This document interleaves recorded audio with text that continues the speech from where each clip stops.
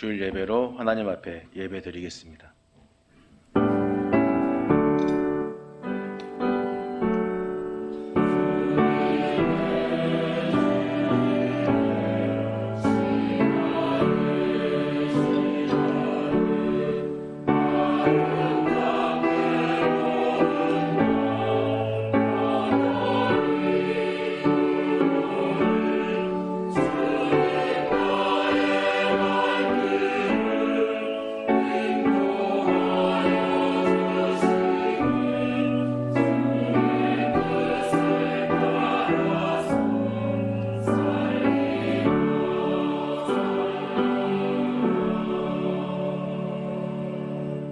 여호와 우리 하나님이여, 우리를 구원하사 여러 나라로부터 모으시고 우리가 주의 거룩하신 이름을 감사하며 주의 명예를 찬양하게 하소서.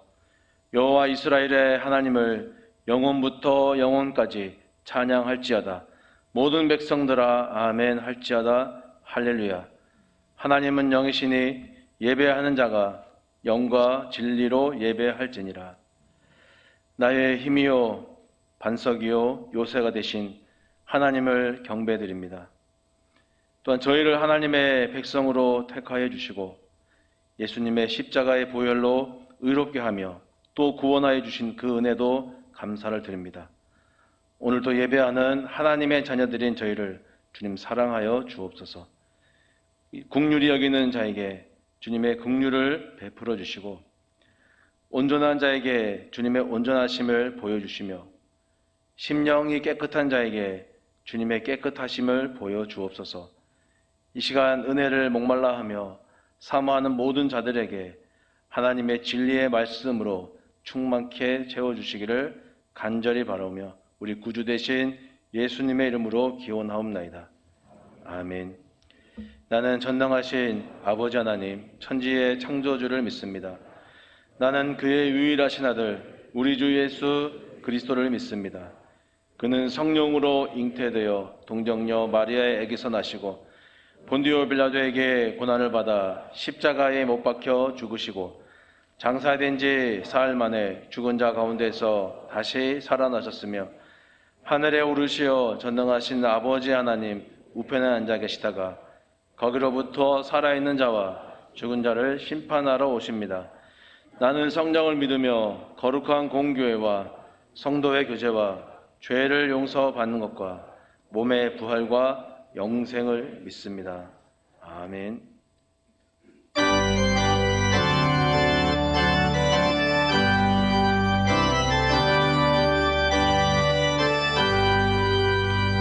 주의 음성을 내가 들으니 사랑한단 말일세. 믿는 마음으로 주께 가오니 나를 영접하소서.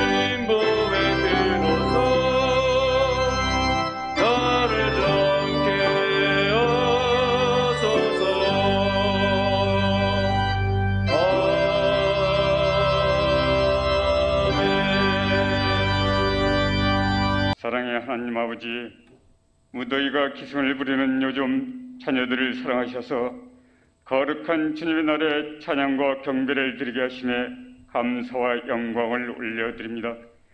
저희들은 주님 앞에서 죄이지만 주님의 사랑으로 용서해 주시고 주님의 품으로 인도하여 주심을 감사드립니다. 그러나 때로는 주님의 한없는 사랑을 잊을 때가 있었습니다. 회개하오니 용서하여 주시옵소서.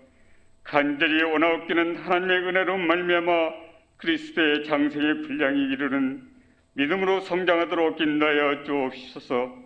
무엇보다도 죄 많은 이 세상을 향해서 그리스도의 향기와 십자가의 사랑으로 사도 바울처럼 복음을 담대히 증거할 수 있도록 인도하여 주옵시고, 그 어떤 영혼이라도 주님의 능력으로 새로워지고 변화받는 축복의 동산으로 인도하여 주시옵소서. 하나님 아버지, 저희들이 주님의 뜻이 어느 곳에 있는지, 주님께서 무엇을 원하시는지 말씀을 묵상하며 기도하는 가운데 주님의 섭리를 깨닫도록 인도하여 주시기를 간구합니다. 하나님 아버지, 저희 나라를 긍휼히 여기셔서 정치, 경제, 사회 위기를 정상적으로 회복시켜 주시기를 원합니다. 저희 교회를 위하여 헌신하신 은퇴 장로님을 비롯하여 권사님, 집사님을 케어해 주시고 주님께서 건강도 지켜 주시옵소서. 하나님 아버지, 교회학교를 사랑해 주셔서 여름 성경학교를 열어주심에 감사드립니다. 교회에 성장하는 귀한 자녀들을 말씀으로 양육시켜 주시고 살아가는 자녀들이 하나님의 말씀을 순종하며 주님을 만나게 하여 주시며 여름 성경학교를 섬기는 교사들의 손길 위에 복을 내려 주시옵소서. 저희 교회가 성령 은혜가 늘 넘치며 복음 안에서 변화되고 기쁜 소식을 나는 교회, 칭찬받는 교회로 인도해 주시기를 원합니다. 하나님 아버지, 저희들을 긍휼히 여기셔서 코로나가 더 이상 확산되지 않도록 인도해 주시고 모든 일상이 정상적으로 회복되도록 인도해 주시기를 원하오며, 경제 어려움 가운데 있습니다. 하나님의 백성들의 건강과 경제적인 면에서 어려움이 없도록 인도해 주시고 어려운 환경을 잘 극복할 수 있도록 인도하여 주시옵소서. 귀한 말씀을 드리고 단위에 서신 담임 목사님을 기억하여 주시고 성령의 능력으로 덧입혀 주셔서 힘있고 권세 있는 말씀을 선포하실 때 메마른 땅에 베푸시는 단비 같은 말씀으로 은혜의 생명수가 흘러 넘치도록 인도하여 주시옵소서. 하나님 아버지, 원치 않는 질병 때문에 고명덕 집사님, 전성영 권사님, 김선미 집사님을 비롯하여 환우들이 병사에서 눈물로 간절히 기도하고 있사오니 속기 주님의 보혈로 온전히 회복시켜 주시고 더욱더 건강한 모습으로 성전에서 찬양과 기도하며 다 예배를 드릴 수 있도록 인도하여 주시옵소서. 정성을 다하여 준비한 아가페 찬양대의 찬양을 기쁘게 흠양해 주시고 모든 성도들에게 은혜의 찬양으로 인도해 주시기를 원하오며 거룩하신 예수님의 이름으로 기도드립니다. 아멘.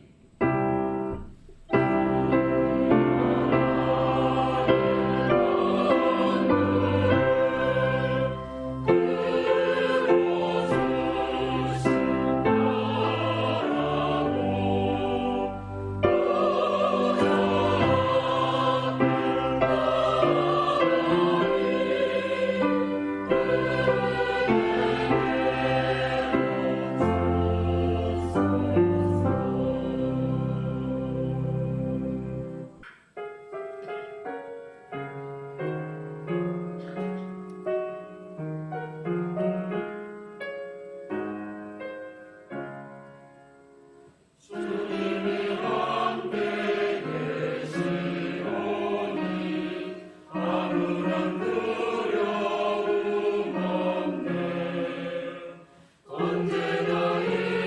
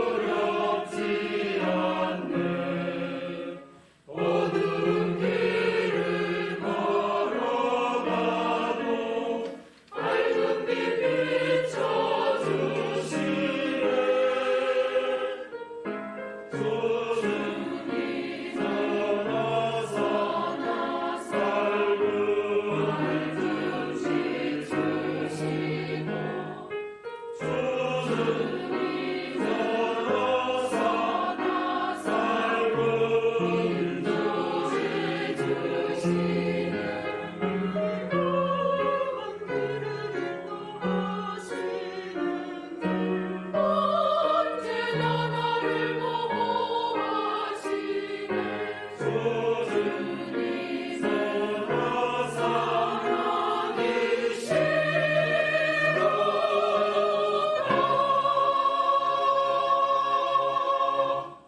오늘 우리에게 주신 하나님 말씀은 구약성경 열왕기상 3장 23절에서 28절 말씀, 그리고 19장 12절 말씀 두 곳을 보겠습니다. 먼저 열왕기상 3장 23절에서 28절 말씀을 읽어드리겠습니다. 왕이 이르되 이 여자는 말하기를 산 것은 내 아들이요 죽은 것은 내 아들이라 하고, 저 여자는 말하기를 아니라 죽은 것이 내 아들이요 산 것이 내 아들이라 하는도다 하고, 또 이르되 칼을 내게로 가져오라 하니 칼을 왕 앞으로 가져온지라. 왕이 이르되 산 아이를 둘로 나누어 반은 이 여자에게 주고 반은 저 여자에게 주라. 그 산 아들의 어머니 되는 여자가 그 아들을 위하여 마음이 불붙는 것 같아서 왕께 아뢰어 청하건대 내 주여 산 아이를 그에게 주시고 아무쪼록 죽이지 마옵소서 하되, 다른 여자는 말하기를 내 것도 되게 말고 내 것도 되게 말고 나누게 하라 하는지라. 왕이 대답하여 이르되 산 아이를 저 여자에게 주고 결코 죽이지 말라. 저가 그의 어머니이니라 하며, 온 이스라엘이 왕이 심야하여 판결함을 듣고 왕을 두려워하였으니 이는 하나님의 지혜가 그의 속에 있어 판결함을 봄이더라. 19장 12절 말씀입니다. 19장 12절 말씀 읽어드립니다. 또 지진 후에 불이 있으나 불 가운데도 여호와께서 계시지 아니하더니 불 후에 세미한 소리가 있는지라. 아멘. 유네스코 세계 기록 유산에 등재되어 있는 조선 왕조 실록이라고 하는 책이 있습니다. 조선 태조부터 시작해서 철종까지의 역사를 시간 순서에 따라서 기록한 책입니다. 조선 왕조 실록은 왕이 죽고 나면 사관들이 그동안 썼던 사초라고 하는 것을 모으고, 또 지금의 대통령 비서실장격인 왕의 비서관 승정원에서 기록한 왕의 일기를 모으고, 또 정책적으로 올라왔던 상소문들을 모아서 빼고 넣고 편집을 한 뒤에 그것을 실록으로 만든다라고 합니다. 전제 군주 왕정 통치 하에서 조선은 그 왕조실록을 다음 왕이나 여타 군주들이 열람하지 못하도록 법으로 강제해 놓았다고 합니다. 물론 폭군들 중에는 그것을 읽었다가 사화를 일으킨 사람도 있지만 법으로 아예 보지 못하도록 묶어 놓은 책이라고 합니다. 근데 그 조선 왕조실록을 보면 간혹 두 권이 되어 있는 것이 있어요. 선조실록, 수정선조실록처럼 두 개의 실록이 있는 경우가 있습니다. 이것은 정권이 바뀐 거예요. 저희 왕이 이제 정변에 의해서 바뀌었을 때 그 왕을 보필하는 예전의 야당이 이제 여당이 되고 나니까 지난번에 여당이 우리의 당수, 야당 당수에 대해서 어떻게 기록했을까, 이게 못마땅한 거지요. 열어볼 수는 없고, 그러니까 새로 쓰는 겁니다. 대표적인 게 이 같은 사람이 한 줄로 기록되어 있고 이쪽에서는 세 페이지에 기록되어 있고 하는 그런 내용들이 있습니다. 그렇게 기록해서 수정 선조실록이 나와요. 그러니까 한 번을 더 기록하는 거지요. 정권의 입맛에 맞게. 대신에 두 권을 다 유지를 해서 후대에게 전해줍니다. 앞에 걸 없애질 않아요. 그렇게 하는 이유는 역사는 지금 평가하는 것이 아니라 후대의 사람들이 이 역사를 평가하는 것이다 라는 역사관 안에서 이 책을 기록을 했다고 합니다. 그래서 우리보다 훨씬 긴 역사를 기록한 중국 같은 경우는 200년 역사밖에 기록을 못했답니다. 조선은 500년을 기록을 했는데, 그래서 황제가 바뀔 때마다 입맛에 안 맞아요.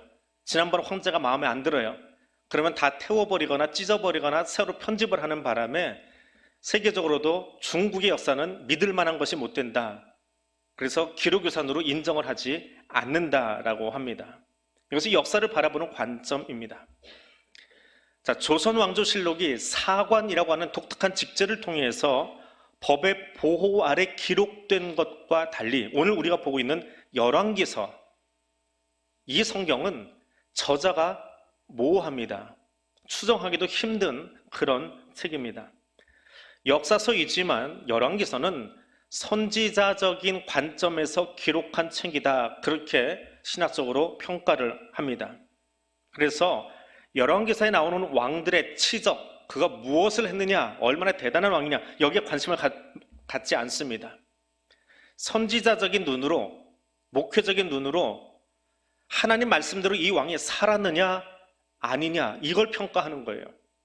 그 눈으로 왕들의 역사를 기록한 책입니다. 조선 왕조실록은 태조실록, 세종실록, 선조실록 하듯이 왕의 이름, 그 왕에 대한 이야기를 적어놓은 책입니다. 근데 열왕기서는요, 제목이 있는데 멜라킴이라고 되어 있습니다. 왕들이라는 뜻입니다. 멜렉, 왕이지요. 그 왕들, 그러니까 특정한 왕이 아니라 그냥 왕들의 이야기를 쭉 적어놓은 거예요.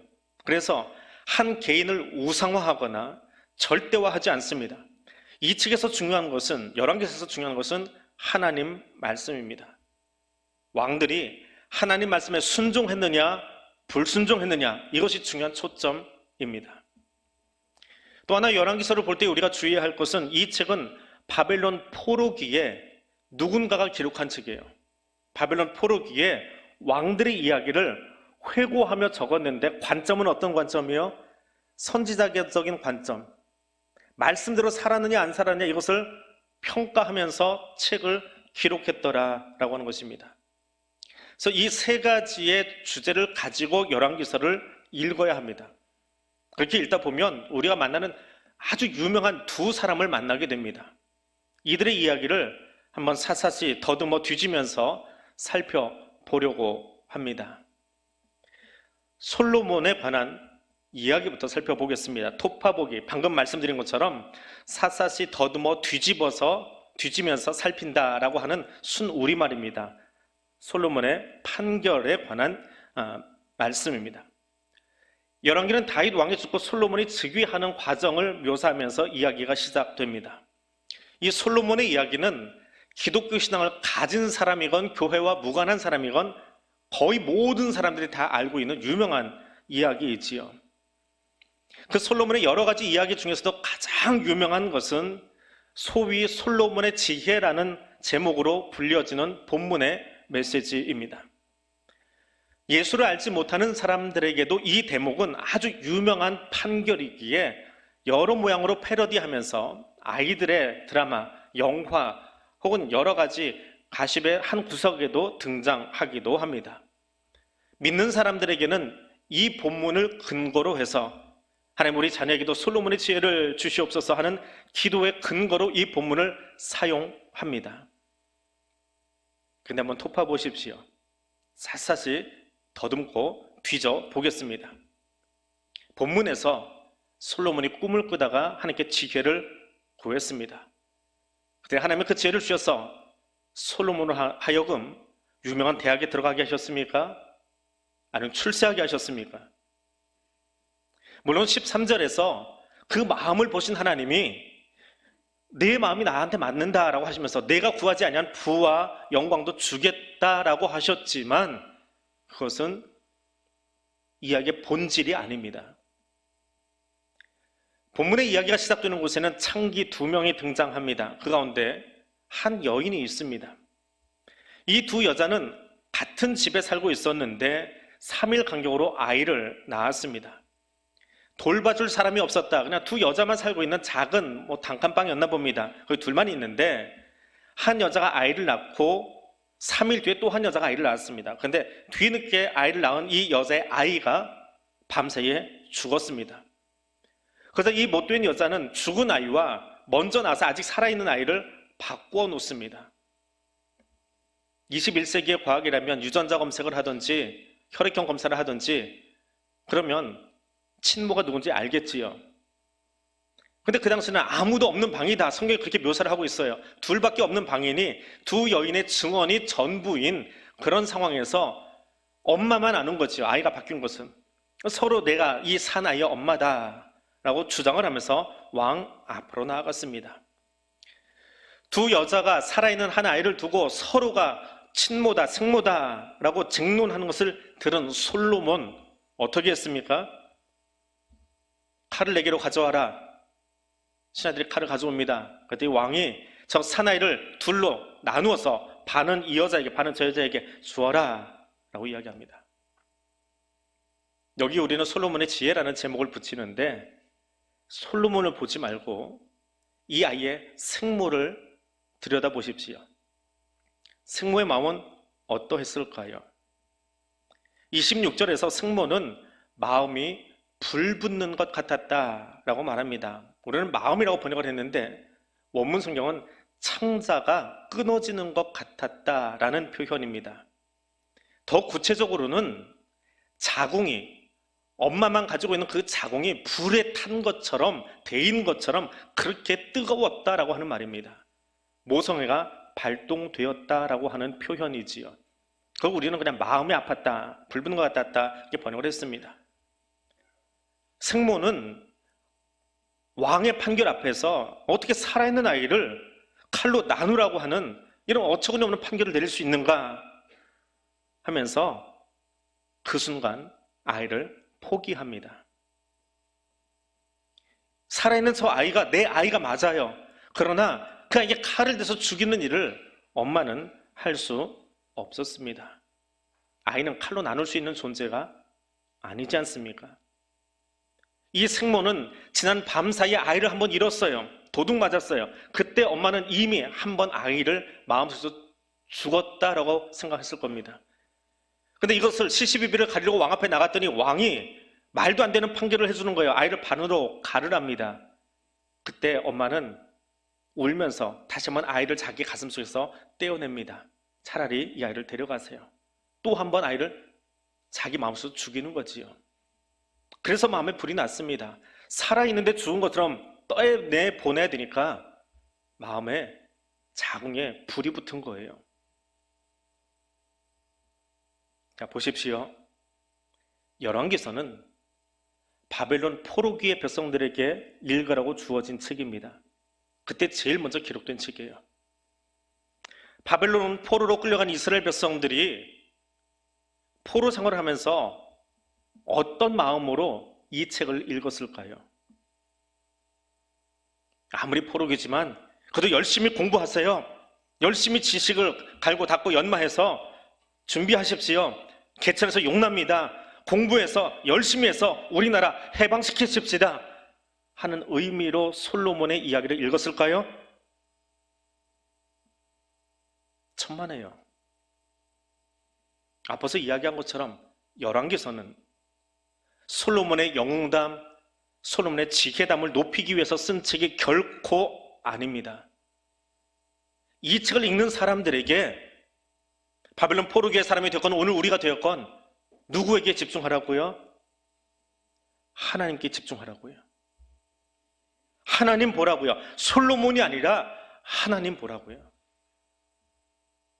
이 본문 속에서 하나님 보이십니까? 하나님 보일 때까지 토파야 됩니다. 하나님 보일 때까지 토파봐야 돼요. 솔로몬이 보이는 것이 아니라 그 뒤에서 솔로몬을 움직이고 계시는 하나님이 보일 때까지 뒤집고 뒤집어서 들어가야 합니다. 이스라엘이 왜 바벨론에 와 있습니까? 선지자의 눈으로 보기에 이스라엘이 바벨론에 와 있는 것은 하나님 말씀대로 살지 않아서입니다. 그 죄값으로 지금 포로 생활하고 있는 거예요. 그런데 이스라엘은 반문합니다. 뭐라고요? 고대 전쟁은 신들의 전쟁인데 우리가 믿는 야훼, 여호와 신이 이 바벨론 신보다 약하구나. 능력이 없구나. 바벨론 땅에는 하나님이 안 계신가 봐. 그러니까 우리가 이렇게 포로 생활 힘들게 하고 있지. 하나님 살아 계신가? 아니, 하나님 살아 계실지라도 능력은 있나? 그런 반문을 던지고 있는 거예요. 그들에게, 그 포로 생활하는 그들에게 열왕기서를 기록한 이 기자는 이렇게 말합니다. 아니야. 하나님의 능력이 없는 게 아니야. 너희 살리려고, 너희 훈련시키려고 말도 안 되는 것 같지만 이 방법을 택한 거야. 옛날 이야기 하나 해줄까? 솔로몬의 판결 기억하니? 왕이 아이를 칼로 자르려고 할 때 그 판결을 내리는 왕의 마음, 그리고 그 판결 앞에서 그 칼에 아이가 짜게질 것 같은 그 앞에서 생모에 찢어지는 마음, 그거 보이니? 그게 하나님 마음이야. 하나님 범죄한 너희로 인해서 아파하셔. 너희 살리기 위해서 하나님 바로 보게 하기 위해서 이 판결, 사람의 눈으로 보기에는 말도 안 되는 판결이지만 이 판결 하신 거야. 아이를 자르라고, 그래서 자기 백성을 다른 나라 포로로 보내시는 판결을 하신 거야. 근데 그것이 하나님의 뜨거운 눈물인 거 모르겠니? 하나님은 지금 이 판결 하셔야만 했어. 그래서 그 포로 생활 중에서 너희가 정신 차리고 다시 하나님 말씀에 집중하고 훈련돼서 하나님 백성으로 준비돼 다시 돌아오게 하시려고 이 판결을 하신 거야. 그 하나님의 마음이, 그 뜨거운 마음이 들리니? 솔로몬의 영담을 들어 놓으려고 한 건 아닙니다. 하나님 마음이 들리냐라고 묻고 있는 거예요. 그 하나님의 뜨거운 마음이 솔로몬에게 옮겨져서 우리말로는 솔로몬의 지혜로 이것을 판결한 것입니다. 그래서 이것은 솔로몬이 똑똑하다는 이야기, 지혜롭다는 이야기가 아닙니다. 하나님의 사랑하시는 마음이 옮겨진 그 붉은 하나님 마음의 판결입니다. 때로는 이해할 수 없는 자리에 저나 여러분을 혹은 이스라엘 백성을 옮겨 놓으실 때가 있습니다. 그것으로 내모실 때가 있습니다. 그러나 그것이 우리를 사랑하셔서 바르게 세우기 위한 하나님의 뜨거운 마음인 것을 기억하시기 바랍니다. 그 하나님을 볼 수 있는, 하나님을 만나는 오늘 이 시간이 되실 수 있기를 원합니다. 열왕기서에 또 한 사람을 만나려고 합니다. 이 사람은 엘리야입니다. 예수님이 제자들에게 사람들이 나를 누구라고 하더냐라고 물을 때에 마태복음에 이렇게 기록되어 있습니다. 더러는 세례요한, 더러는 엘리야, 어떤 이는 예레미야나 선지자 중에 하나라고 하더이다 라고 말할 정도로 큰 선지자 대열에 껴있는 한 사람이 엘리야입니다. 변호사에는 엘리야, 모세가 나타날 정도로 이스라엘 안에서는 굉장한 사람이에요. 근데 우리에게는 엘리야 하면 어떤 사건이 가장 먼저 떠오릅니까? 갈멜산 위에서 바알과 아세라 선지자와 대결한 그 사람으로 유명하지요. 아직 가보지는 않았지만 성지순례 코스에 여기도 껴있더라고요. 갈멜산 꼭대기 교회에 올라가서 엘리야가 승리한 이야기를 기억하고 사진 찍고 내려오는 것. 그럼 그것을 기억을 합니다. 거기에 포커스가 있고요. 근데 그 이야기를 다시 뒤져보십시다. 토파보십시다. 이야기가 시작되는 18장 1절에서 하나님은 엘리야에게 이렇게 말씀하십니다. 너는 가서 아합에게 너를 보여라. 나 살아있다. 네가 찾고 있는 아합아, 나 여기 있다. 엘리야, 너를 보여라. 그리고 나 여호와는 이것을 말하려고 하는데 지금 기근이 몇 년 동안 지속되고 있는데 이 지면에 비를 내릴 거야. 이 말을 옮겨라 라고 말씀하시면서 이야기가 시작됩니다. 자, 이 말을 들은 엘리야가 아합 왕을 찾아갑니다. 그랬더니 아합이 엘리야를 보자마자 기근이 일어난 것 때문에 지금 왕으로서는 사면초가죠. 그러니까 화가 나서 이야기합니다. 18장 17절에서 이스라엘을 괴롭힌 자가 너냐? 그러고 따지는 거예요. 그랬더니 엘리야도 이 사람 굉장히 성깔 있는 사람이에요. 가만히 성경을 깊이 보면요. 그랬더니 엘리야가 이렇게 이야기합니다. 이세벨 상에서 그 아첨하면서 먹는 사람들, 바알 선지자 450명, 아세라 선지자 400명 갈멜산으로 모아주십시오. 그리고 여기서 우리가 잘 아는 바알과 아세라 선지자 850명과 엘리야의 대결이 펼쳐집니다. 보십시오.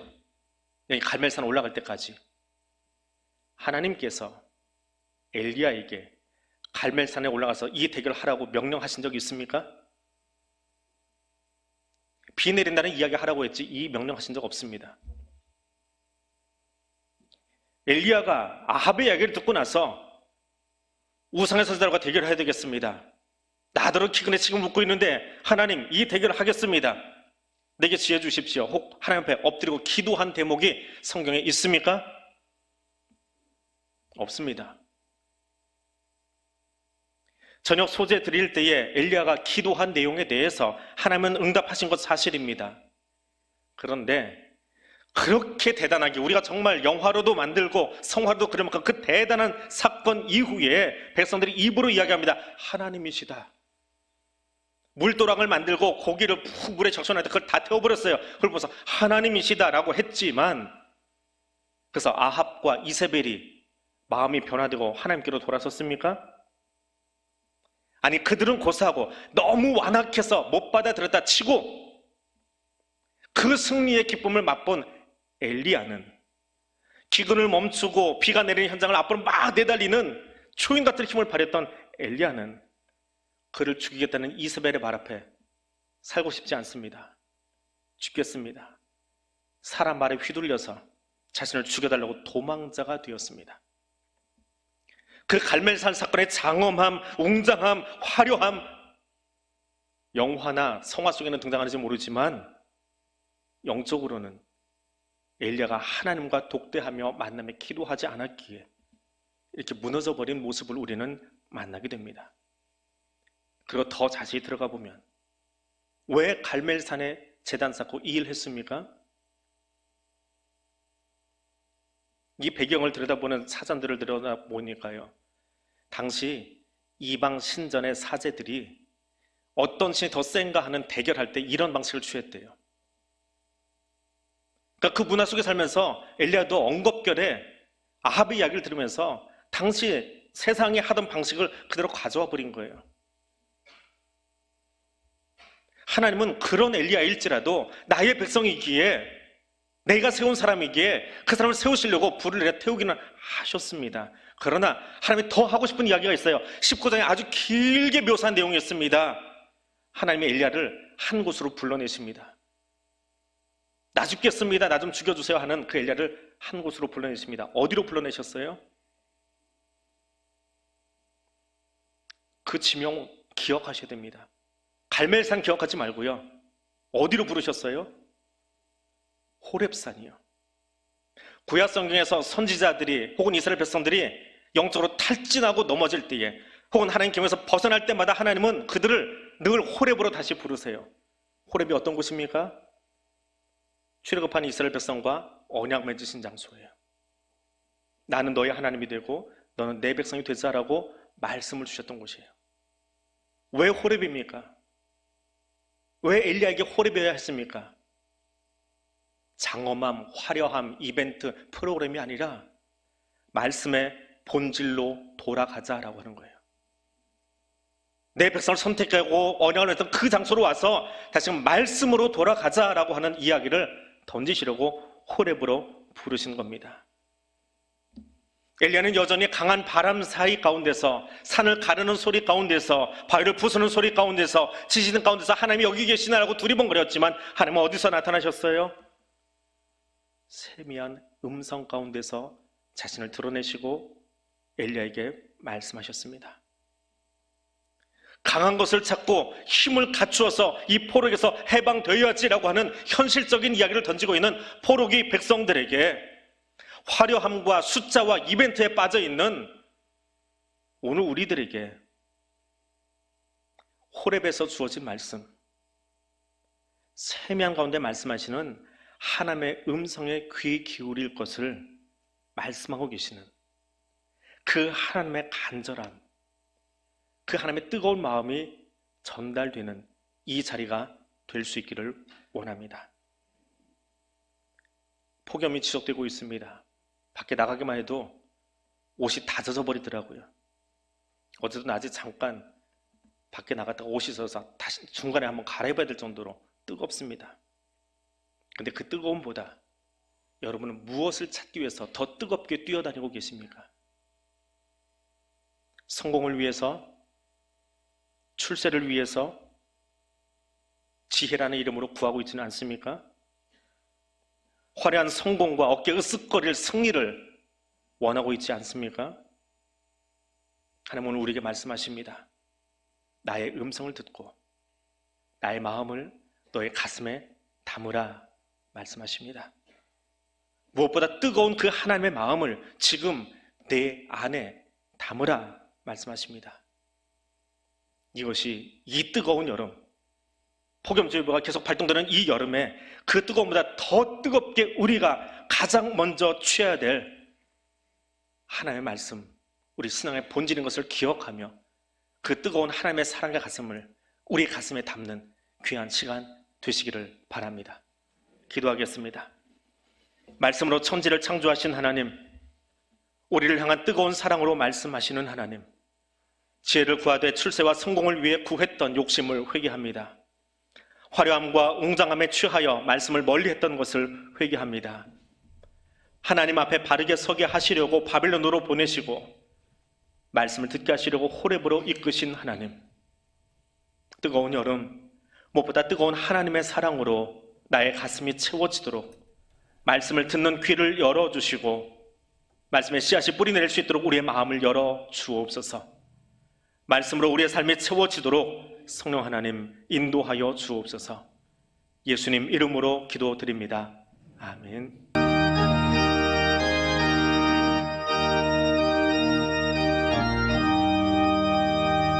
주의 말씀 듣고서 준행하는 자는 반석 위에 떠닫고 집을 지은 같아 비가 오고 물러며 바람 부딪혀도 반석 위에 세운 집 무너지지 않네. 잘 짓고 잘 짓세 우리 집 잘 짓세 만세 반석 위에가 우리 집 잘 짓세. 주의 말씀 듣고도 행치 않는 자는 모래 위에 떠닫고 집을 지은 같아 비가 오고 물러며 바람 부딪힐 때 모래 위에 세운 집 크게 무너지네. 잘 짓고 잘 짓세 우리 집 잘 짓세 만세 반석 위에다 우리 집 잘 짓세. 세상 모든 사람들 집을 짓는 자니 반석 위가 아니면 모래 위에 짓네.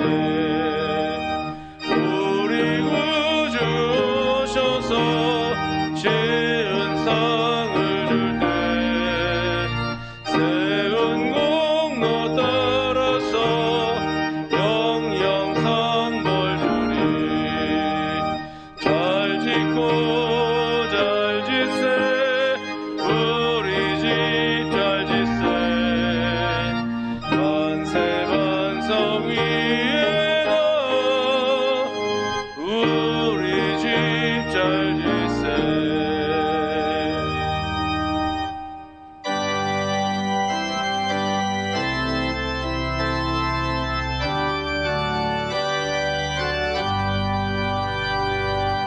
한 가지 은혜를 받았으니 내 평생 슬프나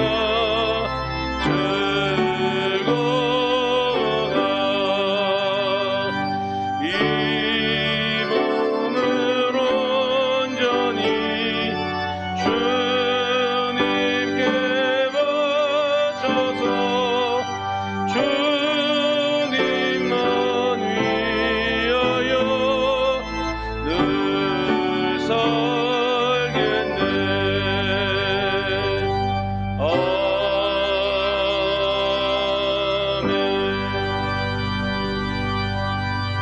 아멘. 사랑과 은혜의 하나님 감사합니다. 이 뜨거운 여름에 나의 열심이 아니라 하나님의 열심으로 나의 지혜가 아니라 하나님의 사랑의 지혜로 우리를 채우기 원하여 말씀 앞에 서게 하여 주시니 감사드립니다. 그 말씀의 씨앗을 이 시간 우리의 가슴에 뿌렸습니다. 뿌리 내리게 해주시고 열매 맺게 해주시고 우리를 주의 사람으로 살아갈 수 있도록 성령님 우리를 이끌어 주시옵소서. 그 인도하심에 감사드리며 그 신앙의 고백을 담아 이 예물을 올려드립니다. 그 고백으로 일어서서 우리의 시간과 생명을 주의 두 손에 올려드립니다. 하나님 드려지는 우리의 산 제물을 받아 주시옵소서.